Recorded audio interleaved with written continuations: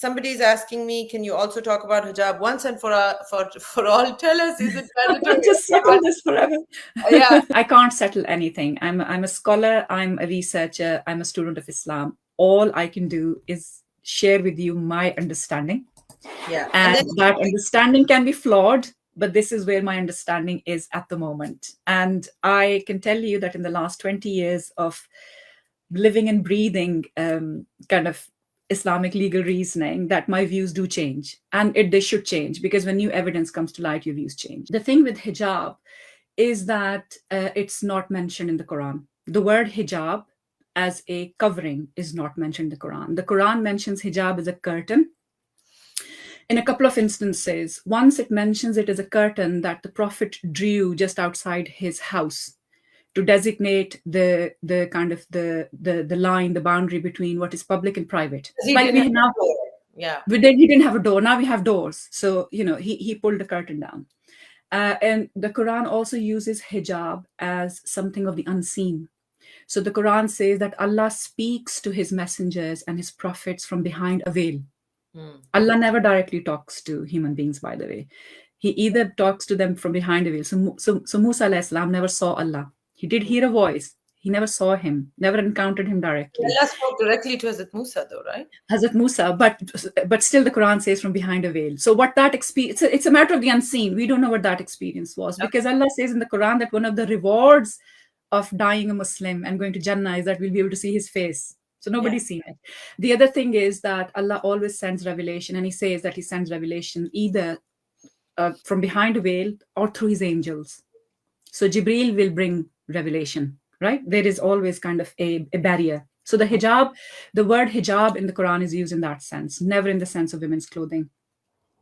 So the discussions around women's clothing are found, and please do watch my videos on Surah Al-Ahzab and Surah Nur, because they're very long and detailed. Yeah. So do a very brief overview of this, because it's going to require. Sitara has 4 videos on this subject that I have been watching. Each is about an hour long, I think. The idea of veiling was that aristocratic women could then be identified very quickly from women who had to be economically active and had to go out of the house, or women who were sex slaves and they were offering their services in prostitution. So you could quickly identify which women were under the protection of a man and which women had their services available for all men. That is how historically veiling was practiced.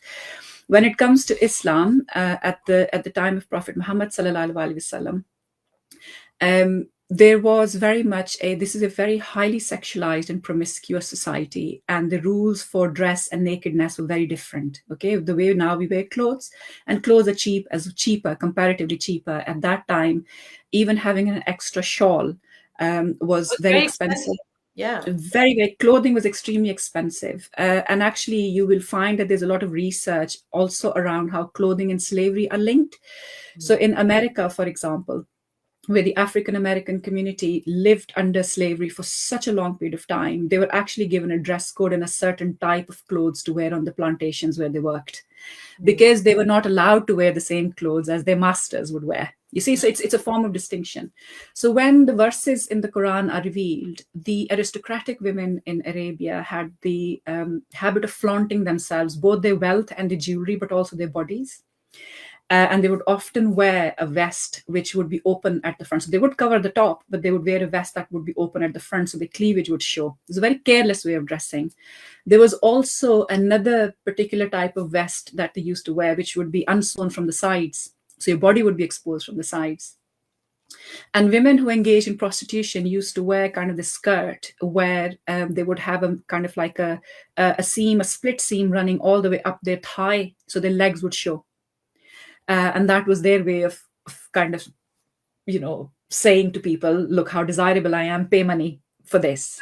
Yeah. So, and also women were auctioned. Women were actually auctioned as slaves for their physical form and beauty.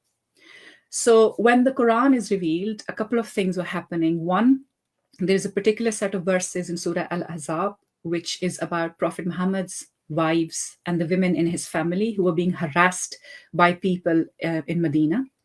And Allah says that they must wear an outer garment. So don't just go out of your house wearing the clothes that you normally wear in the house. but actually wear an outer garment, and then you will be distinguished. You'd be identified as not being of slave women. So the hypocrites of Medina who are using that as an excuse, and they say, well, we can't tell them apart, can we? We just thought they were all slave women, and therefore we're harassing them. So that excuse was taken away from them. So the purpose of wearing the jilbab was to identify the women of Muslim households. Asma Barlas, in her book, Believing Women in Islam, absolutely highly recommended. Please read. Asma Barlas has pointed this out, that the verse of the jilbab only works if in society you have jahili men, ignorant men. I love that part. Oh And I love that, because actually, why do women need protection in the first place? Because the men are misbehaving. Yeah.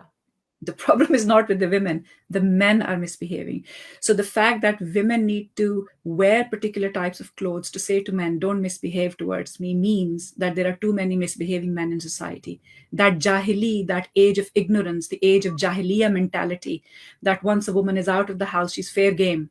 And unfortunately, this is what we see in Pakistan, where I'm from. It's a Muslim country, but my God, the level of harassment all of us face in that country is astonishing. So they are behaving like, doesn't matter, because their behavior is of jahili men. And that's the point, isn't it? Because if you have jahili men around you, it doesn't matter how you dress. That's not going to protect you. But in Prophet's time, the purpose of that protection was that it would distinguish Muslim women from slave women, because slave women dress differently. Okay. Then you have the verses in Surah. So those are specific verses in Surah Al-Ahzab. Those verses also say, they start by saying in that paragraph that Prophet's wives, you are not like other women. So there are going to be certain rules and regulations that apply to you. They're not going to apply to the women. Surah Al-Ahzab is very clear on that. Okay. So it's an exceptional set of rulings for that specific period of time for the Prophet's household. Then you have the verses of Surah An-Nur, verse 30 and 31, which both start off by saying that both men and women should lower their gaze. And I'll come to the idea of gaze in a second, because it's very important, the hikmah behind that. But the Quran, in terms of the rules, says that both men and women should cover their private parts, right? That's essential. And then the other important thing that the Quran mentions, in the case of women, it says that just draw your veils over your chest. Now, the reason why the Quran has to mention that, why did the Quran mention it specifically? Let's say women were already wearing clothes where the chests were covered. They were not flaunting themselves. The Quran would not have to mention it. Yeah. The Quran is mentioning it because it wants to change the prevailing practice in that society, which is that women will show off their breasts or show off their cleavage. So the Quran is saying, take a shawl or take a piece of garment or a khimar. Now the khimar, and this becomes so controversial. And this, by the way, took me an age to understand.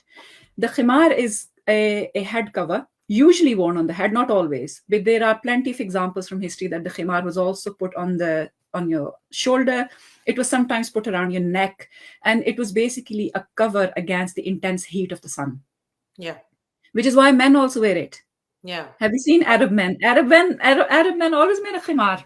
Yeah. But it's never mentioned for men, ever. It's assumed that only women do. Men and women used to wear a khimar, mostly to protect against the sun. So Allah is saying to women, because women have breasts and men don't. So Allah is saying, take your khimar, cover your chest. So the commandment, and this is where fiqh, understanding a little bit about Islamic legal reasoning, is important, that when Allah commands or prohibits something, he uses a certain type of language. So he says, do not drink alcohol. Do not go near gambling. You must say your prayer. You must fast. Here, the positive commandment, the order, the obligation is cover your chest. Women, cover your chest, because you don't. And your chest is a part of your body that will sexualize you. If you expose it, it will sexualize you. And Allah wants men and women to behave with each other with dignity. So he wants to take the sexual element out of the interaction between men and women. What our scholars have done is that they have taken that verse and put it into the service of that whole issue around, as you said, divide and rule, who are modest women, who are immodest women, who are practicing. In Britain, there is this word they use, a practicing Muslimah and a non-practicing Muslimah, whatever that means. But this is said a lot here. So offensive. So offensive. It's so offensive. What does that mean? So what that does is when women or men insist that Islam demands some kind of external markers of piety, that's the problem. Islam does not want me to go and proclaim to the rest of the world that I'm a Muslim. I'm a Muslim because of my faith and my good deeds and my compassion and my orientation towards justice and my faith in the hereafter. That's why I'm Muslim. So for me, people who say that Muslim women should look a certain way, I always say to them, but then you have to prove to me to the Quran that God demands that as a performance of piety, as piety in action. And the problem with putting the onus of the hijab on women is that it is now doing the opposite of what used to happen in the Jahiliyyah times. That the hijab is actually putting Muslim women at harm of Islamophobia and anti-Muslim hatred. So it's flipped. It's completely flipped. And what I would say also here is that if we are to look Muslim, why is that burden only on women? I would say ask the men to also give them a prescriptive style of beard, ask them to wear a particular hat and a particular robe in dark green. So when they go out, they look Muslim, and then they can also pick up the burden of Islamophobia and anti-Muslim hatred. It is utterly unfair that this uniform, which is prescribed for women, is only prescribed for women and not for men. So there are a whole host of reasons. And the reason why we have reached this point, Eram, and for the audience here, is because we are very insecure in our identity as Muslims, because our identity has been shattered after 250 years of colonial rule. And we are now playing out our identity politics through women's bodies. Because when women are dressed in a certain way, then you can point to them and you can then feel very good. And you say, well, I'm going to face the West. The West is my enemy. And I'm going to say to the West, look at your women and look at our women. So you see, so it's a point of distinction that's created because it immediately makes us feel better. Look how wonderful our women are. Your women have done all. By the way, I've lived in this country 18 years. All women that I know here are absolutely lovely, modest women. It is actually very, very rare to come across a woman who's not modest. Yeah. So we have now created a problem where this dress code is being prescribed. Now, another argument that's used is that this is how the Salaf Salihin or the great generations of Islam, the first few generations of Islam used to dress. There is no historic evidence for that. And I'm going to suggest for the audience here that there are 5 lectures that Professor Khaled Abou El Fadl has given, one of the greatest scholars of our time, by the way, which is why nobody listens to his YouTube videos. You should definitely download his 5, they're audio lectures, and sometimes the audio can be a bit patchy, but please persist, persist, and invest 5 hours of your time into that. He has gone into using historical sources because he's such an amazing scholar. He's got 100,000 books in his own library, and he's got access to rare historical manuscripts. Professor Khaled Abou El Fadl is the only person I know who has zero time for misogyny and patriarchy. He absolutely sees women as equals. And he has done these 5-hour lectures. His name is Professor Khaled Abou El Fadl. Actually, I'll show you his book, which is a game changer. And he talks about authoritarian discourses, speaking in God's name, Islamic law, authority, and women.